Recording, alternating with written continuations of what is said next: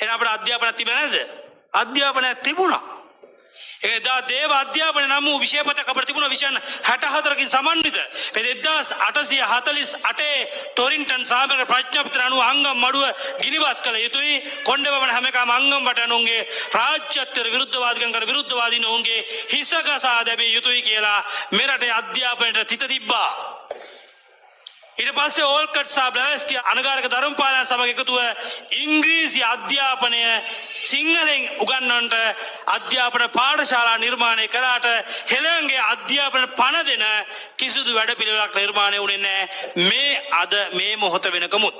හැබැයි කනගාටුවට කරුණ අරාබි අධ්‍යාපනය ලංකාවට ගෙනල්ලා ඉංග්‍රීසි අධ්‍යාපනය ලංකාවට ගෙනල්ලා හැබැයි හෙළයන්ගේ අධ්‍යාපනය ඉස්පතු කරන්න රජයෙන් කිසිදු ප්‍රතිපත්තියක් අරගෙන නැහැ. එතකොට පැහැදිලි වෙනව නේද පුතේ සිංහලන්ට කළ තියෙන අසාධාරණය. මේ කාඩෝම නෑ කියන්න බෑ.